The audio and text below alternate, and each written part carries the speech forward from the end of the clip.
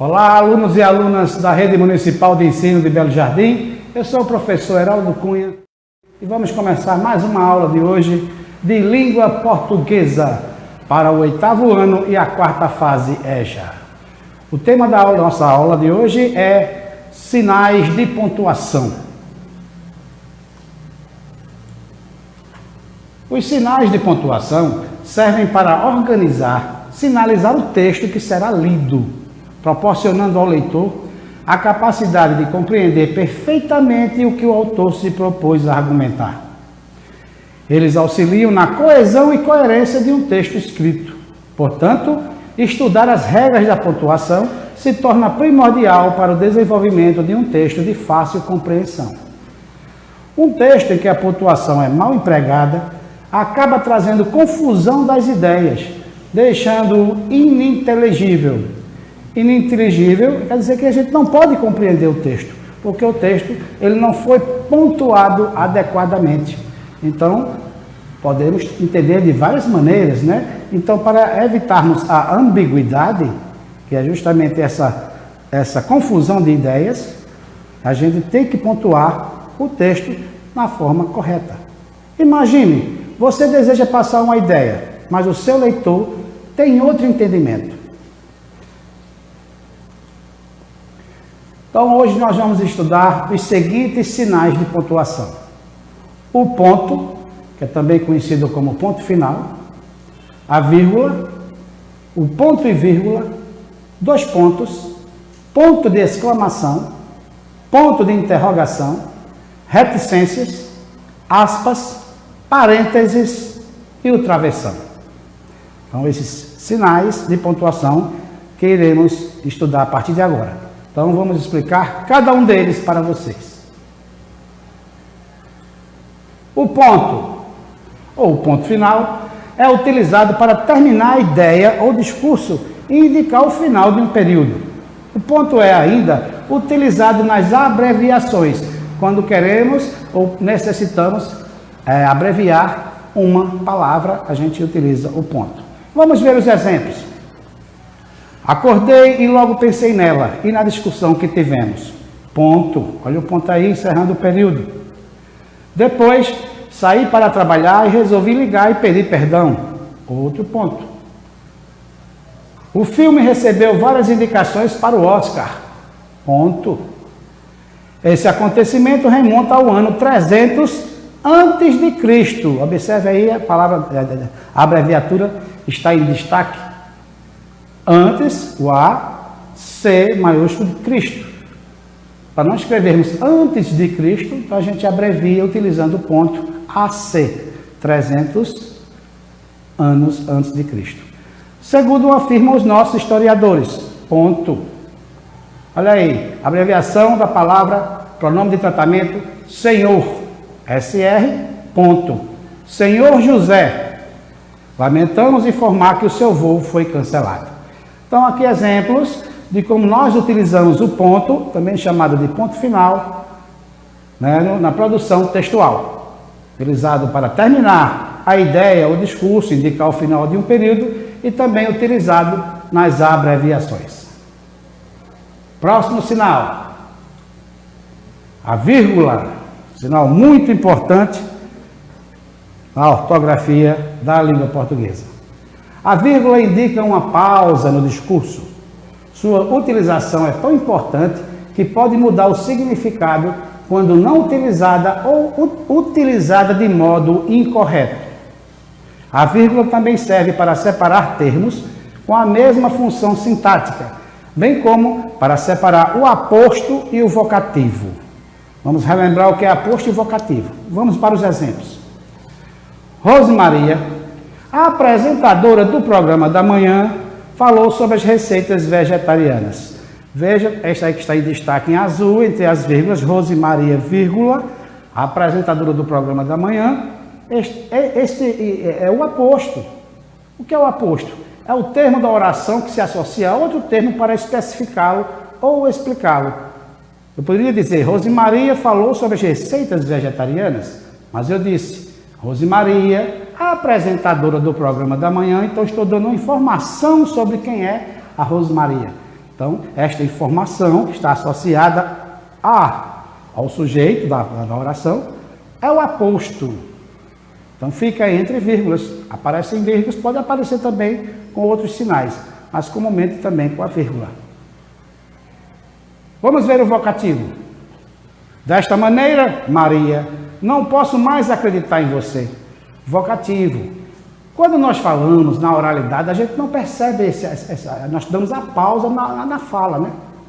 Mas na escrita nós temos que representar esta pausa, se há um aposto, se há um vocativo, utilizando a vírgula. Desta maneira, vírgula, Maria, vírgula, não posso mais acreditar em você. Então, essa invocação ao nome de alguém ou a algo é o vocativo. Olha ali no quadrinho. Vocativo é o termo da oração por meio do qual invocamos, chamamos ou interpelamos o nosso interlocutor, real ou imaginário, com quem nós estamos falando. Desta maneira, Maria, estou falando com Maria, não posso mais acreditar em você. Então, este vocativo eu tenho que colocá-lo entre vírgula, entre vírgulas. Vou precisar de farinha, margarina, ovos, leite e açúcar. Olha aí uma receita para fazer bolo. Os ingredientes.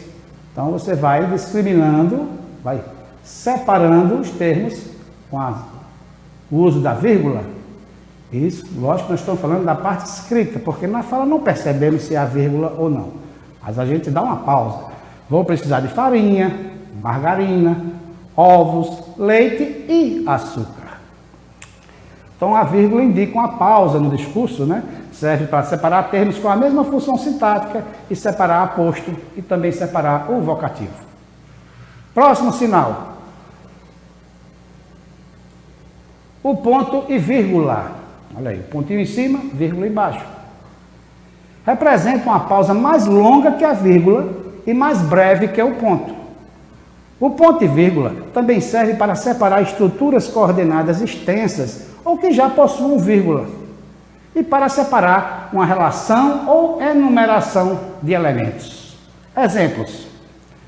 Os empregados que ganham pouco reclamam. Os patrões que não lucram reclamam igualmente. Vejam, colocamos aí no meio dessas duas orações, essas várias orações que temos nesses dois períodos, o ponto e a vírgula para separar as estruturas coordenadas.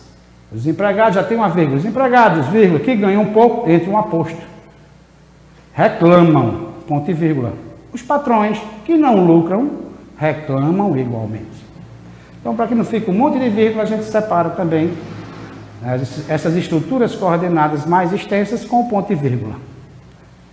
Caio celebrou seu aniversário na praia. Não gosta do frio e nem das montanhas. Separando os dois períodos aí. Os conteúdos da prova são geografia, história, português. Estou fazendo aí, separando uma relação ou enumerando os elementos, os conteúdos da prova. Os conteúdos da prova são 2 pontos. Geografia, história, português. Professor, poderia utilizar uma vírgula? Sim, poderia. Também poderia. Mas podemos usar também o ponto e vírgula. Próximo sinal. Os 2 pontos, pontinho em cima, pontinho embaixo. Esse sinal gráfico é utilizado antes de uma explicação, para introduzir uma fala ou para iniciar uma enumeração. É muito usado esses 2 pontos no discurso direto. Não é? Quando o narrador abre espaço para a fala dos personagens, 2 pontos. Exemplos, olha aí, já 2 pontos. Na matemática, as 4 operações essenciais são 2 pontos, adição, subtração, multiplicação e divisão. Iniciei uma enumeração, utilizei os 2 pontos. Joana explicou, 2 pontos. Aí entra a fala de um personagem, é ela falando. Não devemos pisar na grama do parque. Então, esse sinal gráfico, os 2 pontos, é utilizado antes de uma explicação, para introduzir uma fala ou para iniciar uma enumeração. Próximo sinal. Ponto de exclamação. Está aí essa barra vertical com o pontinho embaixo. O ponto de exclamação é utilizado para exclamar. O nome já está dizendo, né? Exclamação, exclamar.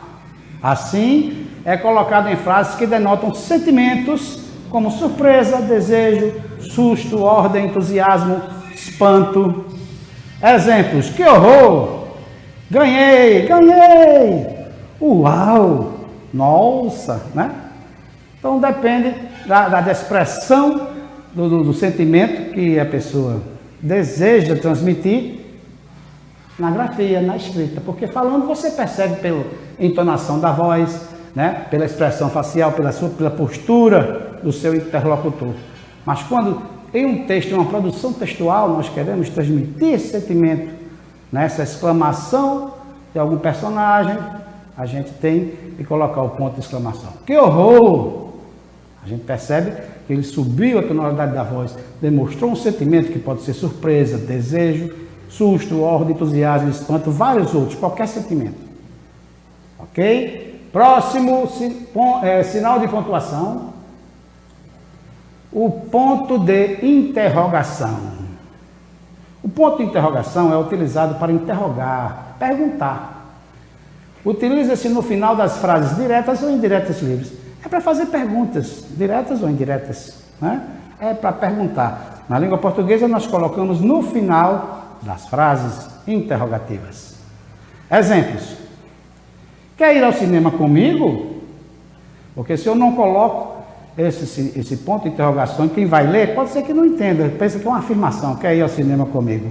Mas a pessoa está perguntando, quer ir ao cinema comigo? É uma pergunta. Será que eles preferem jornais ou revistas? Será que eles preferem jornais ou revistas? Então, o ponto de interrogação utilizado para interrogar. Nunca esqueçam, em uma frase interrogativa, quando escreverem, ao escrevê-la, coloquem no final o ponto de interrogação. As reticências, os 3 pontinhos. As reticências servem para suprimir palavras, textos, indicar que o sentido vai muito mais além do que está expresso na frase e expressar certa hesitação ou uma breve interrupção do pensamento. Vejamos os exemplos. Ana gosta de comprar sapatos, bolsas, calças. Aí vem as reticências. Está dizendo o seguinte, que esse sentido do que ela gosta de comprar vai muito mais. Ela não apenas não gosta de comprar só sapatos, bolsas e calças, ela gosta de comprar mais coisas. Mas para que não fique tão longo esse texto, então coloca-se, usamos as reticências. Ana gosta de comprar sapatos, bolsas, calças, os 3 pontinhos indicando que o sentido do texto vai muito mais além do que está expresso nessa frase. Vejamos o próximo exemplo. Eu tenho medo do escuro. Uma pausa, uma certa hesitação ou uma breve interrupção do pensamento. Eu tenho medo do escuro. Vejo que o escuro está exclamando. Eu posso dizer, eu tenho medo do escuro. Olha aí. Estou enfatizando este medo. Não sei, preciso pensar no assunto.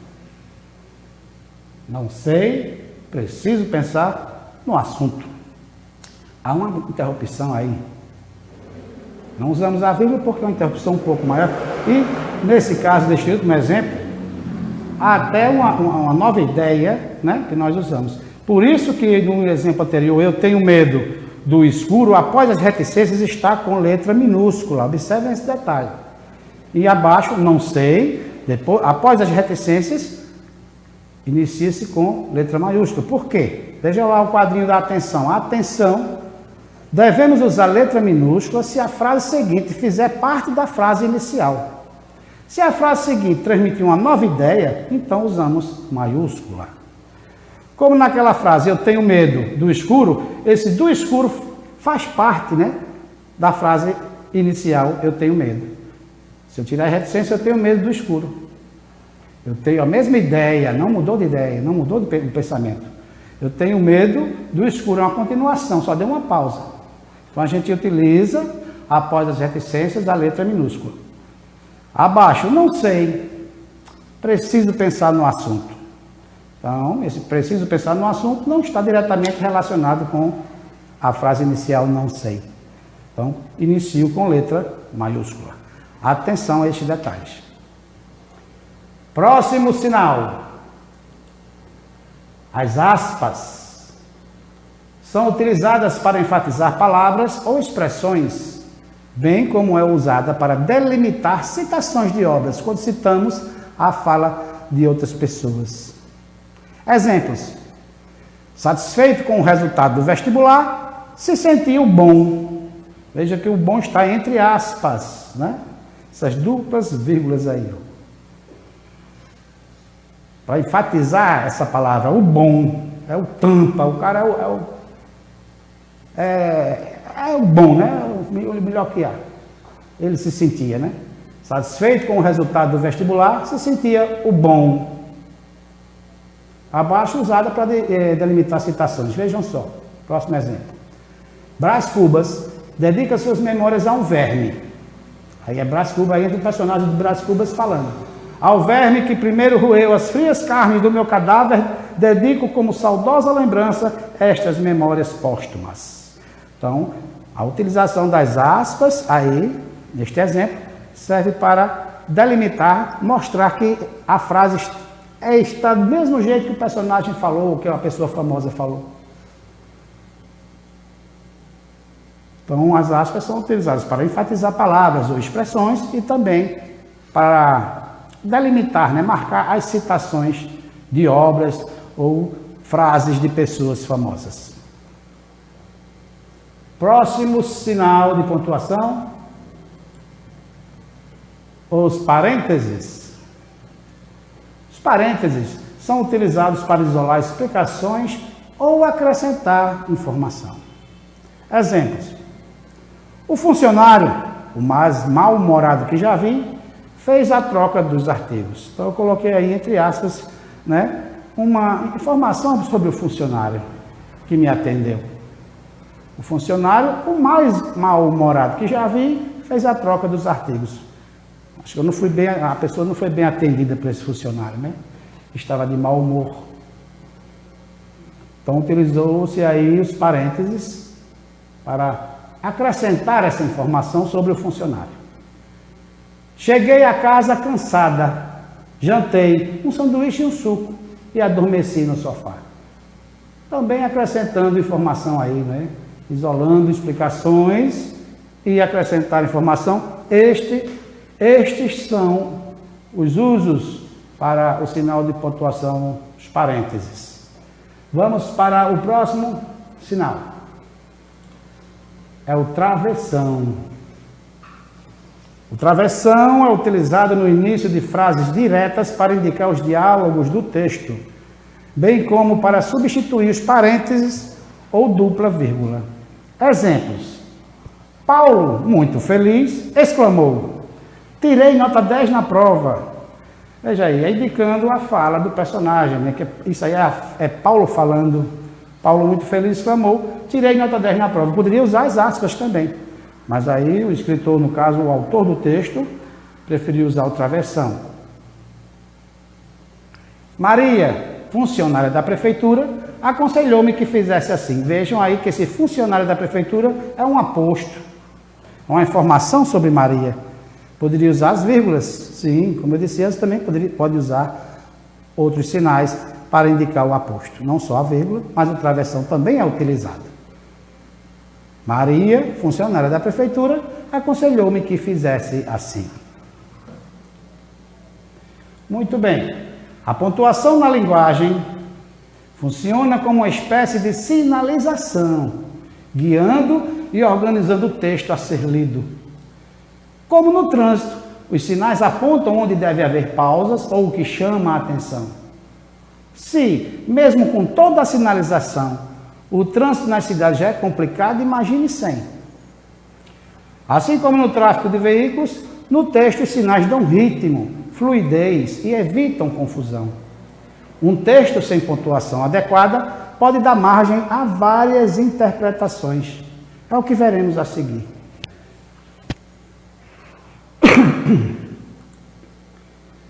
Vou contar uma pequena história para vocês, intitulada O Mistério da Herança, para mostrar a todos os alunos e alunas a importância do uso da pontuação. O uso da pontuação correta em um texto escrito. Olha a história. Um homem rico estava muito doente, agonizando, dono de uma grande fortuna, não teve tempo de fazer o seu testamento. Lembrou, nos momentos finais, que precisava fazer isso. Pediu então papel e caneta.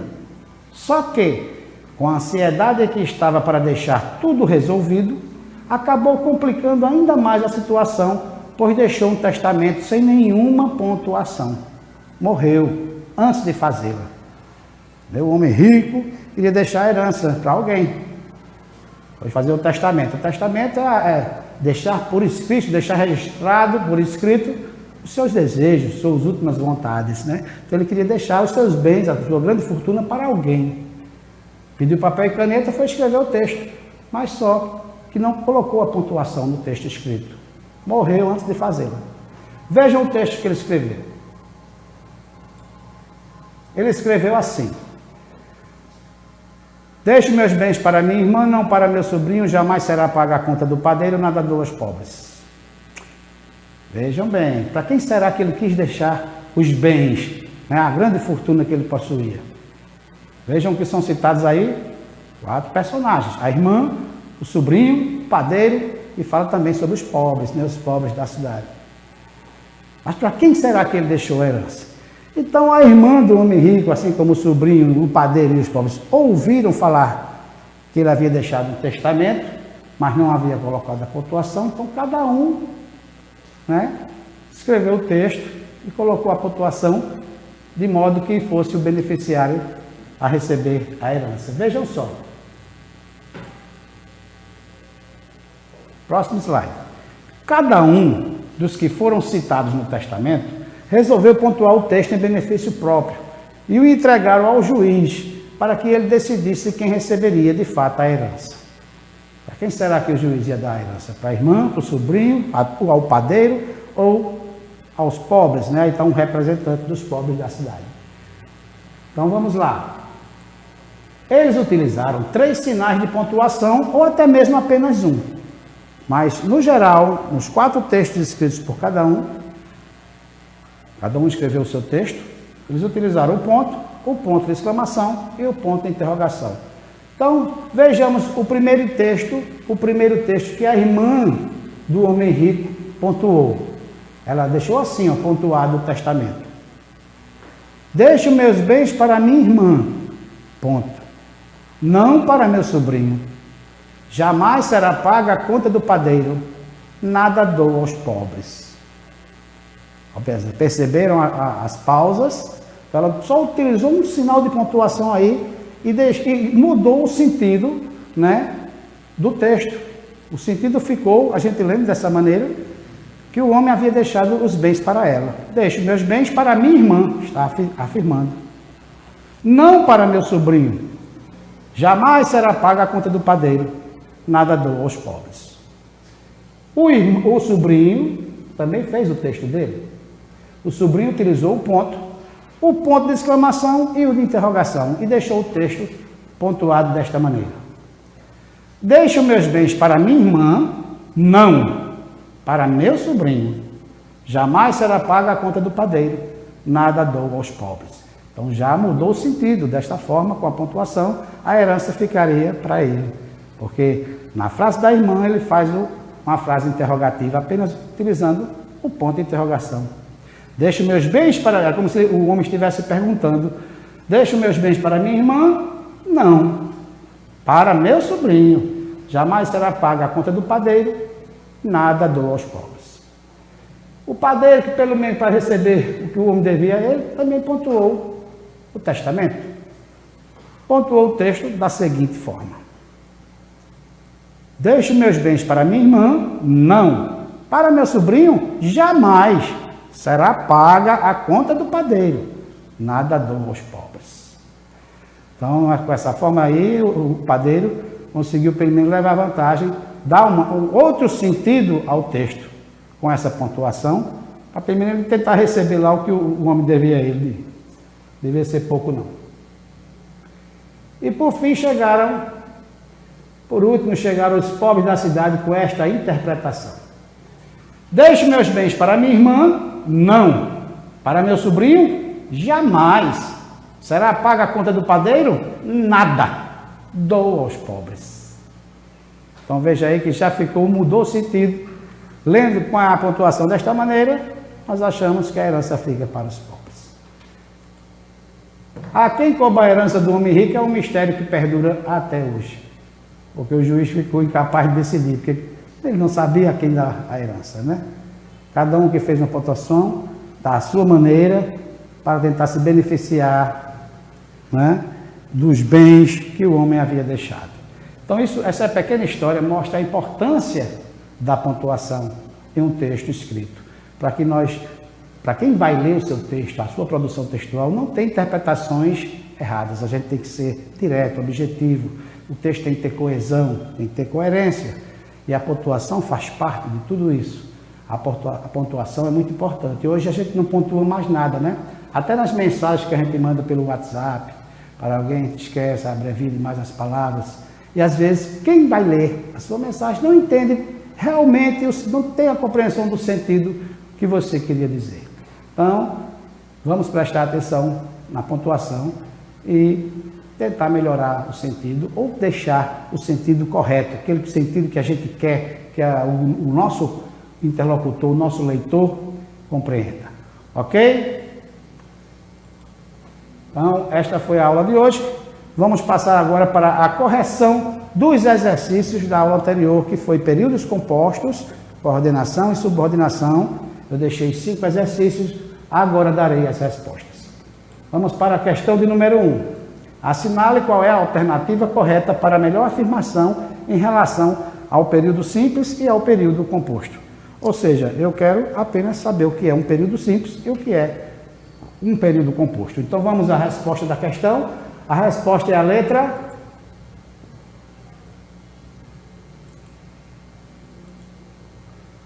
C. O período simples é formado por uma só oração, porque só tem um verbo. E o período composto é formado por 2 ou mais orações, porque tem 2 ou mais verbos. Então a resposta da questão 1 é a letra C. Questão de número 2. Assinale a única alternativa em que só há frases nominais. Lembra o que é uma frase nominal? Vamos ver a resposta da questão. É a letra A. Em cima da mesa, um caderno rasgado e várias canetas velhas. Várias frases nominais. Por quê? Porque não há verbo. Frase nominal, não há verbo. Não tem verbo na frase. Observe aí qual é o verbo que tem na frase. Nenhum. Em cima da mesa, um caderno rasgado e várias canetas velhas. Não há verbo. Nas outras, você observa que há a existência de verbos. Hoje é terça-feira, olha aí o verbo ser. Hoje é. Precisamos estudar uma locução verbal, 2 verbos. E ainda tem, se quisermos passar de ano, 2 locuções verbais. Tem 4 verbos aí. Minha irmã comeu todo o bolo. Tem um verbo. Então só poderia ser a letra A. Frase nominal é a frase que não possui verbo. Vamos para a questão número 3. Qual das alternativas abaixo contém um período composto? Os professores entregaram as provas. Hoje o dia está lindo, por isso irei ao clube. Letra C, Jubileu chegou estressado em casa. Ou letra D, nossa, pare com tantos comentários indesejáveis. Vamos ver a resposta da questão 3, é a letra B. Período composto, a gente falou o que é um período formado por 2 ou mais orações, por 2 ou mais verbos. Então aí temos 2 verbos. Hoje o dia está lindo, por isso irei ao clube. Olha aí, é um período composto. Nos outros só tem um verbo. É um período simples. Questão de número 4. Assinale a alternativa na qual encontramos uma oração coordenada sindética aditiva. Se lembra que eu falei, expliquei, aditiva? Então vejamos a resposta da questão número 4. É a letra A. Trabalho durante o dia e estudo à noite. Olha aí a conjunçãozinha. Esse E aí está aditivando, está acrescentando, está somando outra informação. Trabalho durante o dia e estudo à noite. Nos outros, não tem. Então, a resposta da questão 4 é a letra A. E a última questão que eu deixei da aula anterior, a questão de número 5. Assinale a alternativa na qual encontramos uma oração coordenada sindética adversativa. Adversativa é a diversidade. Então vamos lá. Resposta da questão número 5. O país é extremamente rico. Olha, letra D. O país é extremamente rico, porém o povo vive em profunda miséria. Há um contraste aí, ó. Há uma oposição de ideias. Riqueza, miséria. O país é extremamente rico, porém o povo vive em profunda miséria. Vamos para as questões da aula de hoje, que foi sinais de pontuação. Então, a questão número 1, deixarei para vocês, na próxima semana darei a resposta. Quanto ao uso da vírgula, qual alternativa está incorreta? Eu quero a errada. Letra A. Da próxima vez que falar assim comigo, não respondo por mim. Letra B. Minha mãe, desde que passou uns dias na fazenda, só pensa em cozinhar pratos da roça. Letra C. Quando a canoa ia longe, já na outra margem do rio, o pescador acenou emocionado. E letra D. Tenha calma, Marina, tudo vai se resolver. Uma dessas questões está errada quanto ao uso da vírgula. Questão número 2. Olha aí uma tirinha do Calvin. O uso do sinal de reticência no terceiro e quarto quadrinhos da tirinha sugere: letra A, certa hesitação ou breve interrupção do pensamento. Letra B, movimento ou continuação de determinado fato. Letra C, ênfase de uma palavra ou expressão. Letra D, palavras suprimidas numa frase transcrita. Olha lá, terceiro e quarto quadrinhos. Vamos lá para o terceiro. É o pai falando. Bem, claro, que, eu. Aí depois a fala do Calvin, no quarto quadrinho. Mas algo muito. Então, o que é que sugere esse uso das reticências nesse terceiro e neste quarto quadrinho? Respondam. Questão número 3. Observe esse texto aí, ó. Está na hora do jantar. Vamos comer, vovô. Vamos comer, vovô. O texto acima, pela forma como foi escrito, transmite um sentido que não era o pretendido pelo autor. Assinale a única alternativa que explica a ação a ser tomada para consertar o sentido dessa construção. Alternativa A. Necessita colocar um ponto de interrogação após a palavra vovô.